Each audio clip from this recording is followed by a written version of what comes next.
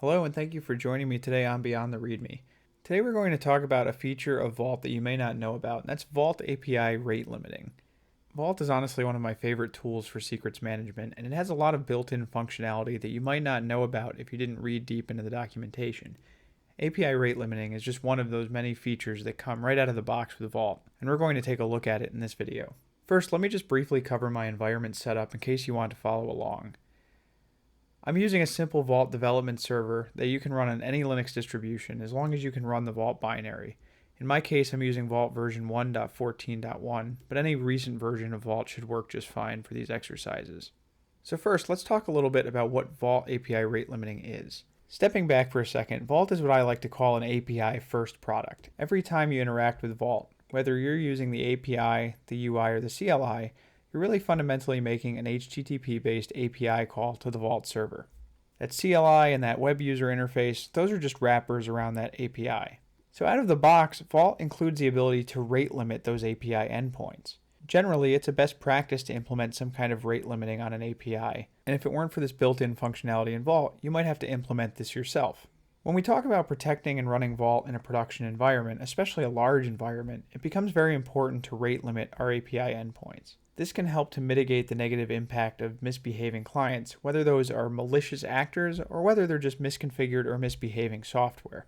So we're going to jump to the demo in a second, but let me just talk about some of the considerations you have to have when implementing Vault API rate limiting. So first, know that these rate limits can be applied at multiple levels of granularity.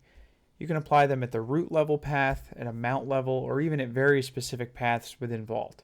The most specific rule will ultimately apply. API rate limits are based on client IP addresses, not the client's token. This is very important to consider in your network architecture. If you have a lot of clients that are behind a NAT or other network topology that will present as a single IP address, then you might inadvertently rate limit those clients inappropriately. Finally, in a replicated Vault environment, like with Vault Enterprise, these limits apply on a per node basis. Statistics about the limits themselves are not replicated to all nodes in the topology. And then finally, there are certain routes that are automatically exempt from the rate limits, and I'll show you what these are in the documentation. However, this is configurable. You can adjust the routes that are exempt from rate limiting. So let's go ahead and see Vault rate limits in action. First, I'm going to start up a simple Vault development server. And once I have that running, I'll just log in with the root token. Now that we have the environment set up and ready to go, let's take a quick moment to look at the relevant documentation on Vault's website. So HashiCorp documentation is excellent, and the documentation for API rate limits in Vault is no exception. The main concepts documentation for resource quotas explains everything that you really need to know, but I'd like to call out a few things. First, we see that we can specify a path when creating a quota or a rate limit. If we don't specify a path, or if we leave it empty, then a rate limit quota is defined at the root level. Again, this relates to those multiple levels of granularity. The API also provides for the concept of a block interval. So basically, when a client hits their rate limit threshold, they'll be blocked from all requests to Vault for a duration of seconds. We'll take a look at that as well. The documentation also contains the default list of exempt paths. Again, these can be adjusted, and information about that is on the sysquotas config endpoint. Just to talk about this, while we won't see it in this video, the sysquotas config endpoint is useful for a number of configuration options. First is that rate limit exempt path to exempt certain paths from the rate limiting quotas.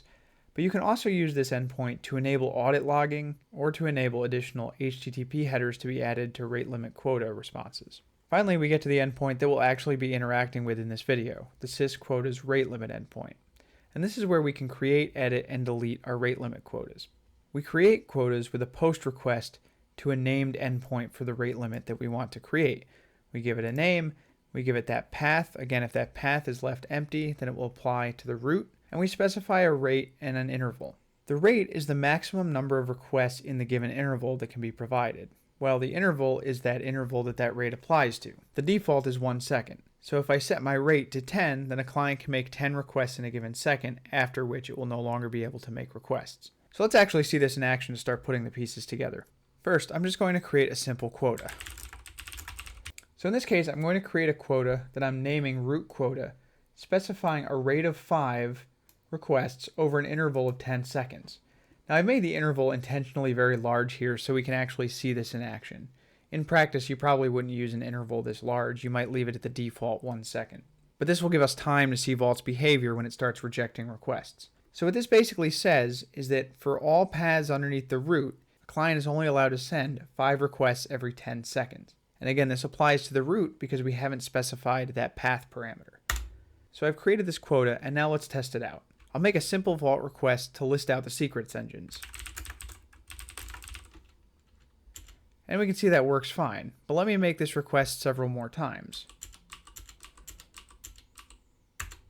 And you can see after I make that 5th request, I start getting back an HTTP 429, and it tells me that my rate limit quota has been exceeded. However, I can still list out the authentication methods.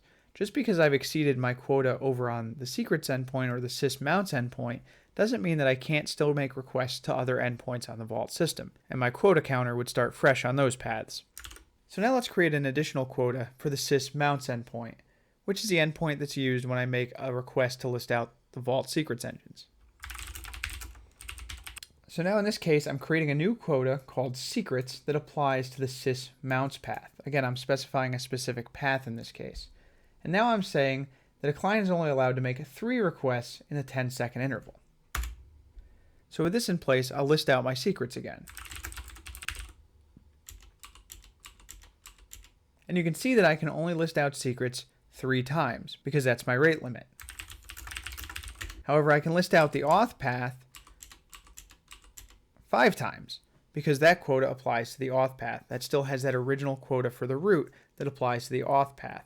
So what we're seeing here is the most specific rule applies. In the case of listing out sysauth, the most specific rule is the rule that applies to the root. But in the case of listing out the secrets or sysmounts, the most specific quota is the one that specifies that path directly.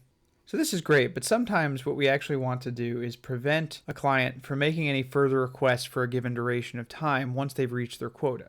And we can do that with the block interval parameter. So in this case, I'm going to set my block interval equal to 20 seconds. And what's going to happen here is once the client has made their 3 requests in a 10-second interval, they'll be prohibited from making any further requests to that path until this 20-second timer expires. Now, with this block interval in place, I'm going to hit my request quota and then wait for 10 seconds and see if I can make any further requests.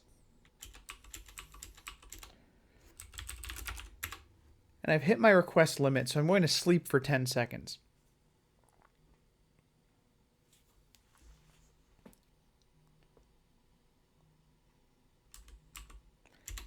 And we can see that even after 10 seconds, I'm unable to make any further requests. And that's because Vault is actually enforcing a 20-second block on this path because I've hit my request limit. So I'll have to wait a bit longer before I can make any successful requests.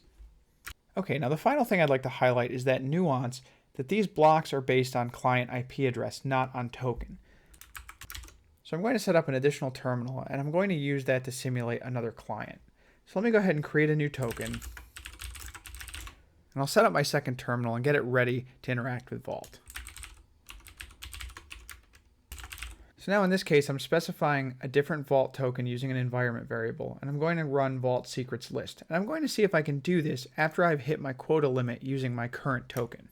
So I'll go ahead and hit my request quota in the top terminal using my current token. And we can see I've hit my request quota. Now let me see if I can list out secrets using a totally different token. And you can see that I still can't make an API request. And again, this is very important to understand. Vault's API rate limiting is not based on token as the representation of the client. It's based on IP address. And this can have serious implications for your application. For example, maybe you have multiple applications on a single virtual machine that all make Vault requests. From the standpoint of rate limiting, if they're sharing an IP address, they're going to appear as one client that will be rate limited together. Okay, so I'd like to close out this episode by making some practical recommendations. First, you may have noticed that Vault returns an HTTP 429 too many requests when a user hits that rate limit. If you're writing a client to interact with Vault, you should respect this and back off. If you get that HTTP 429, don't keep hammering the Vault server with additional requests. Back off and try again later. Better yet, log a helpful message in your application log to indicate that something's going wrong and you might need to tune your application to prevent it from hammering the Vault API. You also saw how that block interval parameter can be really useful for preventing a client from making any further requests to a given path if they've hit their rate limit. This can be really useful for preventing misbehaving clients from simply hammering the Vault API endpoint over and over again as they reach their rate limit. Instead, this blocks them for a period of time, giving them a chance to cool down. And if you're implementing a Vault application, as with any application where you implement a backoff, consider using an exponential backoff. Don't just back off for 2 or 4 seconds and start hammering the API again. Instead, back off for increasingly long amounts of time to avoid constantly hammering the Vault API. Thank you for joining me on this brief episode of Beyond the README. I hope you learned a little bit about a Vault feature that you didn't know about previously. I really like Vault, and I'm always looking for ways to better understand how to run a robust production Vault environment. If you enjoyed this video, be sure to like it, subscribe, and share it with your colleagues. I'd really appreciate it, and I'll see you on the next video.